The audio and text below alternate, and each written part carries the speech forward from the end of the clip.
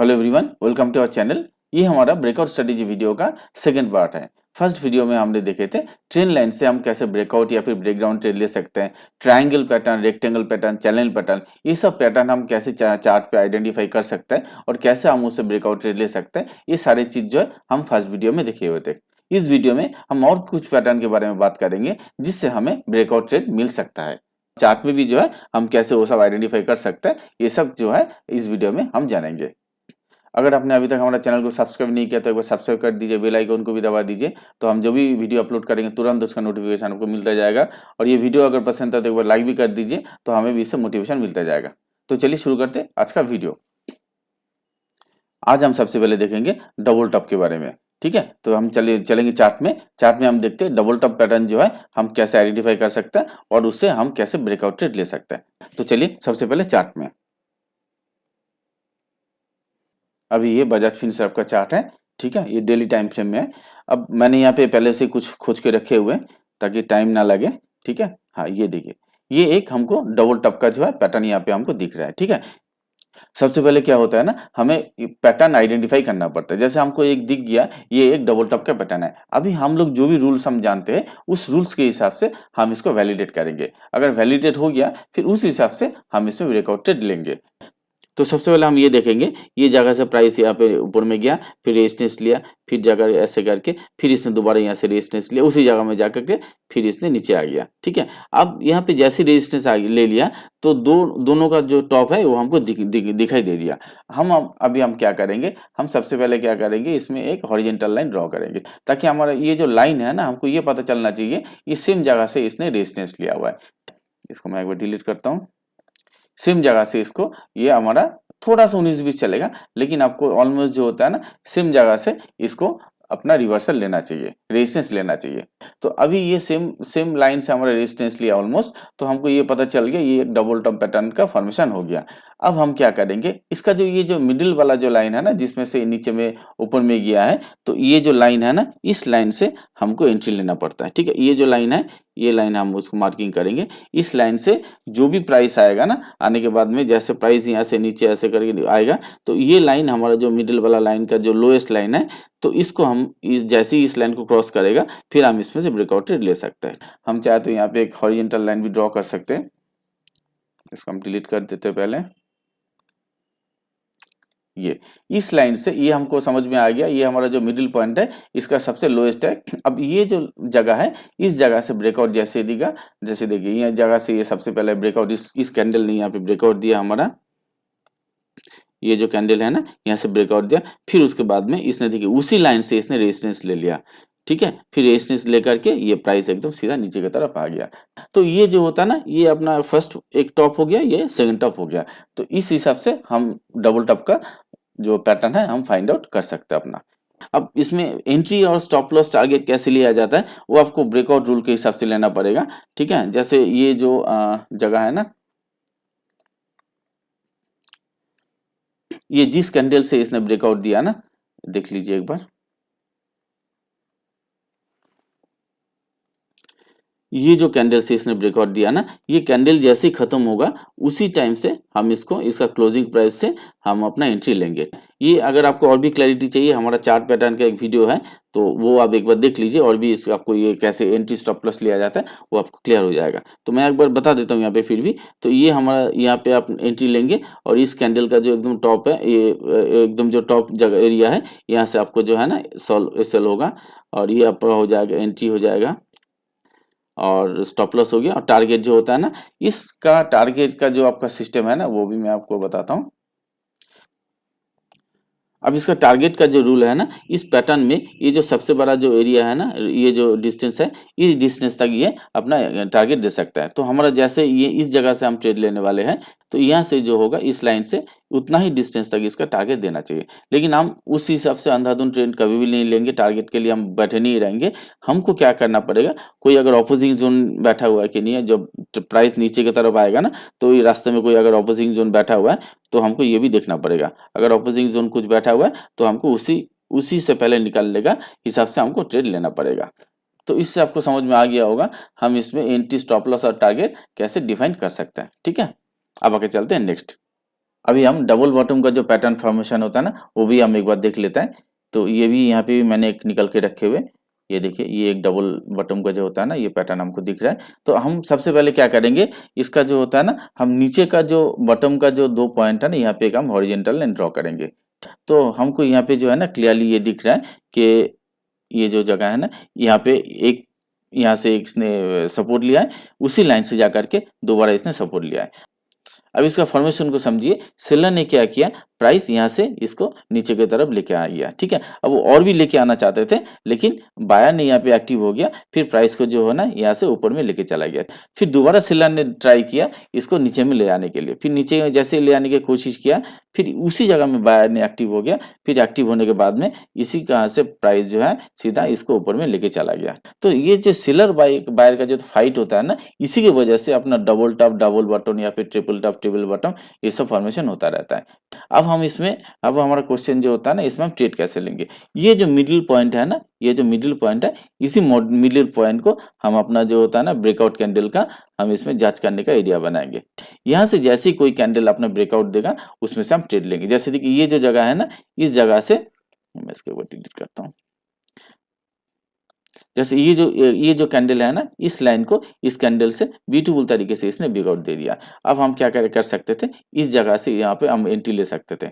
ये एंट्री हम लेंगे और स्टॉप लॉस क्या होगा, ये अपना स्टॉप लॉस रह जाएगा, ठीक है। और टारगेट का तो आपको पता ही है, इतना सा एरिया जो होता है ना, यहाँ से भी इतना एरिया का ये कवर कर सकता है। लेकिन ऑब्वियसली हम पहले अपोजिंग जोन देखेंगे, वो हम सबसे हर वीडियो में हम बताते हैं, हमेशा टारगेट से पहले अपोजिंग जोन को जो है अपना नजर में रखना चाहिए। तो प्राइस देखिए क्या हुआ, ब्रेकआउट दिया, फिर प्राइस थोड़ा सा ऊपर गया, फिर यहाँ से आया, फिर उसने अपना रिवर्स लेकर के फिर ऊपर में इधर चला गया।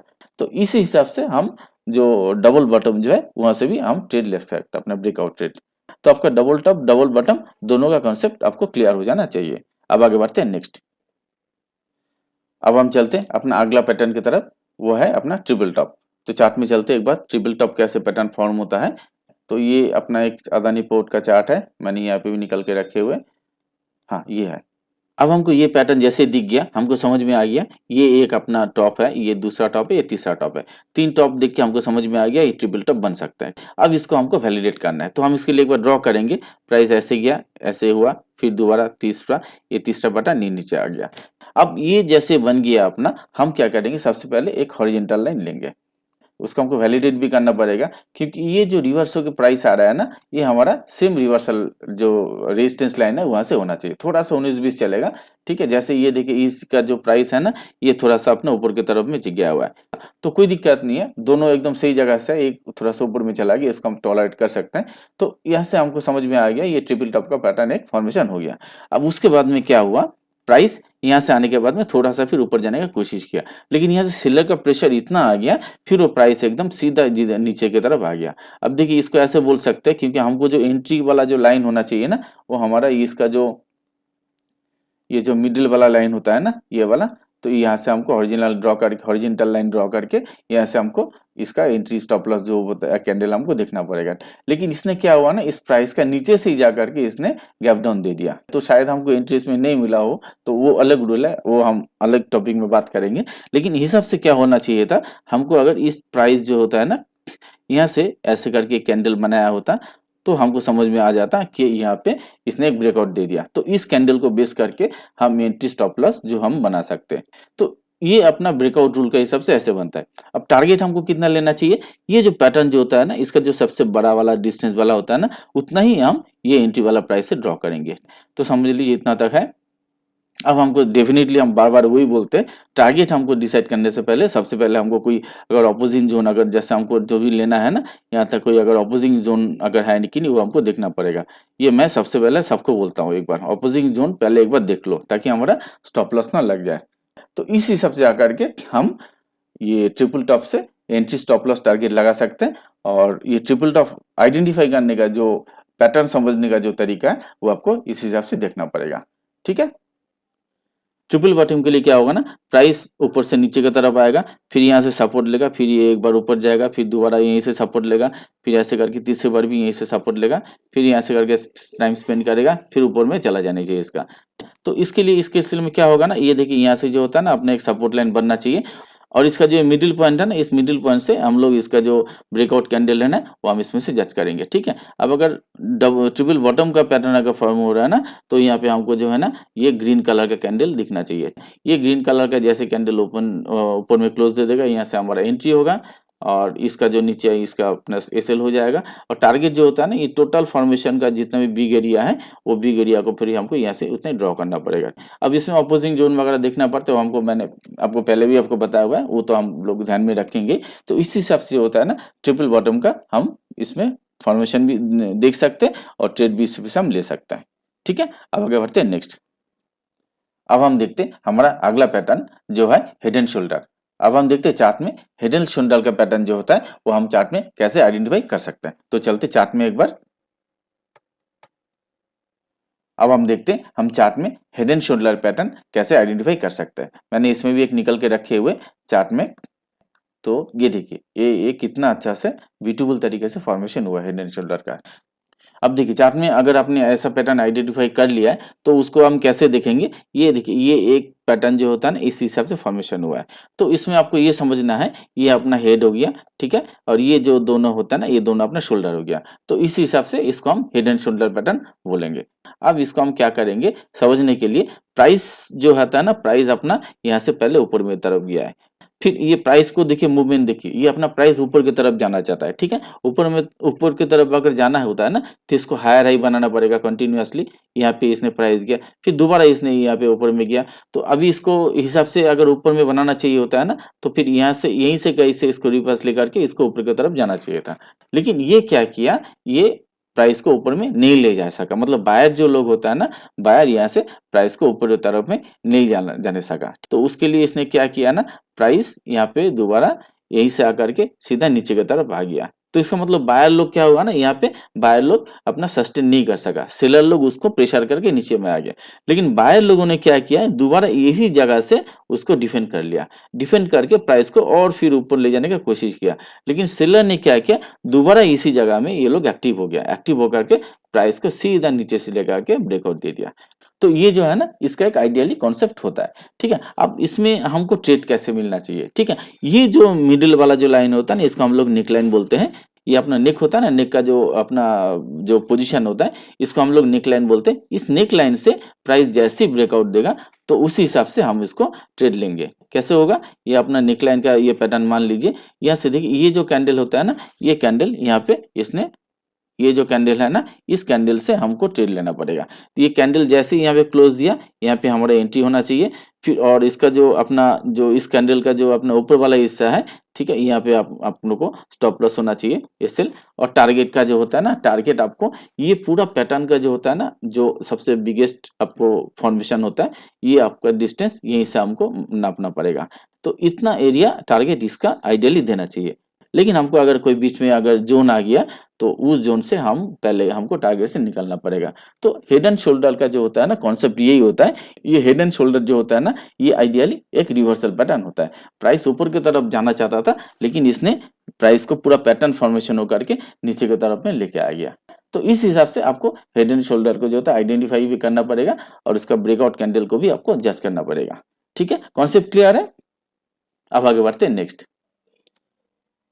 अभी हम देखते हैं inverse head and shoulder pattern chart में कैसे आइडेंटिफाई कर सकते हैं, और उससे हम कैसे ट्रेड ले सकते हैं। इसके लिए हम चलते हैं दूसरा चार्ट पे। मैंने एक देख के रखे हुए inverse head and shoulder pattern का, एक बार देखते हैं। मैंने इसमें भी एक खोज के रखे हुए, देखते हैं एक बार। हाँ, ये देखिए, ये एक पैटर्न हमको यहाँ पे दिख रहा है। अब हम यहाँ पे इनवर्स हेड एंड शोल्डर का पैटर्न कैसे फॉर्म होता है, वो हम समझने का कोशिश करते हैं। प्राइस क्या हुआ, प्राइस पहले हमारा ऊपर से ये नीचे में आ गया, फिर ये ऊपर में गया, फिर और नीचे आया, फिर ऊपर में गया दोबारा, फिर ऐसे करके शोल्डर बना, फिर यहाँ से जाकर के ये ऊपर में चला गया। इसने ब्रेकआउट दिया एक्चुअली। अब यहाँ पे देखिए, हमको ये समझ में आ गया, ये इसका हेड है, ये दोनों इसका शोल्डर है। अब ये इससे हमको अभी क्या करना पड़ेगा, पैटर्न हमको समझ में आ गया। अब मुझे उसका नेक्स्ट जो स्टेप है, मेरे को इसका नेकलाइन ड्रॉ करना पड़ेगा, ताकि हम जो ब्रेकआउट कैंडल जो होता है ना, वो हम उसमें से जज कर सके, ठीक है। उसके लिए हम क्या करेंगे, उसके लिए हम सबसे पहले एक इसमें लाइन ड्रॉ करेंगे, नेकलाइन। नेकलाइन ड्रॉ करने के लिए हमको क्या करना पड़ेगा, ये जो दो पॉइंट है ना अपना, ये इसका एक पॉइंट है, और ये इसका दूसरा पॉइंट है, इसको हमको जोड़ना पड़ेगा। तो इसको हम जैसे कैसे जोड़ते हैं एक बार देखते हैं। ये एक लाइन है, इसको हम जोड़ेंगे, ट्रेन लाइन की मदद से हम जोड़ेंगे इसको। मेनली हमारा फोकस ये दोनों पॉइंट रहेगा। अब देखिए यहाँ पे क्या हुआ ना, ये कैंडल ने ब्रेकआउट तो दिया है, लेकिन ये ब्रेकआउट एक्चुअल में फॉल्स ब्रेकआउट हो गया। हिसाब से क्या होना चाहिए, ये कैंडल का जब भी क्लोज होता है ना, ये क्लोज में हमारा एंट्री पॉइंट होना चाहिए। तो ये एंट्री पॉइंट में अगर अगर हमने एंट्री ले लिया होता, तो फिर प्राइस देखिए दोबारा रिवर्स होकर के इसने अपने स्टॉप लॉस दे दिया। तो आपको ये देखने को मिल गया हिडन शोल्डर पैटर्न में कैसे फॉल्स ब्रेकआउट भी हो सकता है, ठीक है। तो इसमें आपने देख लिया हिडन शोल्डर पैटर्न को आप कैसे आइडेंटिफाई कर सकते हैं, फिर उसमें आप नेकलाइन कैसे आप ड्रॉ कर सकते हैं, ठीक है ना। फिर उस पे अपना जो ब्रेकआउट कैंडल होता है वो कैंडल कहाँ पे देखना चाहिए, ठीक है। और इसमें एक फॉल्स ब्रेकआउट भी आपको देखने को मिल गया। तो मेरे हिसाब से अभी इसमें आपको पॉइंट क्लियर हो गया होगा कैसे अपना नेकलाइन ड्रॉ किया जाता है और अपना आइडेंटिफाई भी हम कैसे हिडन शोल्डर को कर सकते हैं। अब आगे बढ़ते हैं नेक्स्ट दूसरा पैटर्न की तरफ में। अब हम आगे बढ़ते हैं हमारे इस वीडियो का आखिरी पैटर्न जो है फ्लैग एंड पुल पैटर्न। तो चलते चार्ट में एक बार समझते हैं। अभी हम देखते हैं ये निफ्टी का चार्ट है, इसमें एक फ्लैग एंड पुल का पैटर्न मैंने निकल के रखे हुए। अब देखते हैं वो कैसे हम आइडेंटिफाई कर सकते हैं। अब ये जो फॉर्मेशन हुआ ना, इसको हम कैसे समझेंगे। ये देखिए प्राइस जो है ना ऊपर की तरफ से आ रहा है, तो ये जो अपना कैंडल है ना, इसको हम एक पोल का हिसाब से देखेंगे, ठीक है। ये पोल हो गया और उसके बाद में प्राइस देखिए फिर थोड़ा सा जो है ना, ये अपना ऊपर की तरफ जाने की कोशिश किया, कुछ इस तरह से, ठीक है ना। तो ये अपना एक फ्लैग का टाइप से पैटर्न बन गया। तो ये देख करके हमको समझ में आ गया ये प्राइस जो होता है ना, ये फ्लैग एंड पोल का पैटर्न फॉर्मेशन करने का कोशिश कर रहे हैं। क्योंकि फ्लैग एंड पोल जो होता है ना, ये कंटिन्यूएशन का पैटर्न होता है, ठीक है ना, कि ये रिवर्सल पैटर्न होता है। तो ऐसे पैटर्न हम जब जब हमको दिख जाएगा, तो हमको ये समझना पड़ेगा प्राइस जो है ना, अभी फिर दोबारा उसी ट्रेंड में जा करके वो जा सकता है। जैसे अगर ऊपर से आ रहा है तो फिर वो दोबारा नीचे की तरफ में भी जाएगा, और नीचे से अगर प्राइस ऊपर की तरफ में जा रहा है तो दोबारा वो फिर ऊपर की तरफ में भी जाएगा, ठीक है। अगर ऊपर की तरफ में जाने वाला होगा तो फिर कैसे बनता है वो भी एक बार समझ लेते हैं हम। देखिए ऊपर की तरफ अगर जाने वाला होगा ना, तो सबसे पहले प्राइस जो है ऐसे करके एक एक पोल का हिसाब से पैटर्न ये कैंडल फॉर्म करेगा। उसके बाद में थोड़ा सा ये और कैसे करके नीचे की तरफ आ सकता है। फिर आने के बाद में आपको समझ में आ जाएगा ये एक फ्लैग का पैटर्न के हिसाब से बना लिया। तो ये आपका हो गया पोल हो गया, ये आपका हो गया फ्लैग हो गया। तो इस हिसाब से आपको समझ में आ गया ये पैटर्न कुछ इस तरह से बन सकता है, ताकि आगे जा करके फिर एक ये अपना ट्रेंड को कंटिन्यूएशन में ले सकता है। तो यही होता है फ्लैग एंड पोल का एक अपना मोटा-मोटा कॉन्सेप्ट, जिससे आपको ऊपर में जाने के लिए भी देखना चाहिए ऐसे, और रिवर्स में अगर नीचे में आना होता है तो उसको भी इस हिसाब से देखना पड़ेगा। अब इसको एक बार हम पैरेलल जो टूल है उससे हम एक बार ड्रॉ करने का कोशिश करते हैं, कैसे आपको दिखेगा। ये हम कुछ इस तरह से इसको ड्रॉ करेंगे, ठीक है। ये देखिए कितना बढ़िया तरीके से ये एक फ्लैग का पैटर्न के हिसाब से आपको दिख रहा है। तो ये आपको एक फ्लैग का पैटर्न के हिसाब से दिख जाएगा आपका, ठीक है। क्लियर हो गया ना।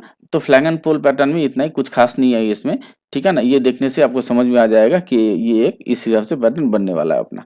तो इस वीडियो में आपने देख लिया ब्रेकआउट पैटर्न को बनते हुए अपने हेड एंड शोल्डर के हिसाब से हम कैसे समझ सकते हैं, डबल टॉप ट्रिपल टॉप, उसके बाद में फ्लैग एंड पोल का पैटर्न के हिसाब से। तो मैंने ये दोनों वीडियो में आपको ये समझने का कोशिश किया है कौन कौन सा पैटर्न से जो आपको आइडियली चार्ट में देखने को मिलता है ज़्यादातर, कौन कौन सा पैटर्न से आप ब्रेकआउट का ट्रेड ले सकते हैं, ठीक है। इसके बाहर में भी कुछ पैटर्न है, तो वो सब उतना आपको चार्ट में हमको देखने को नहीं मिलता है। तो ज़्यादा से ज़्यादा यही सब जो पैटर्न होता है ना, आपको चार्ट में देखने को मिल जाता है। तो अगर ये दो वीडियो में मैंने आपको जितना समझाया है ब्रेकआउट का पैटर्न, ये अगर आपने समझ लिया तो आपको ब्रेकआउट पैटर्न में कोई और समझ में कुछ अगर प्रॉब्लम नहीं होना चाहिए अपना। तो खत्म करते हैं इस वीडियो को यहीं पे, और मिलते हैं नेक्स्ट वीडियो में कोई नया टॉपिक के साथ में। तब तक के लिए बाय।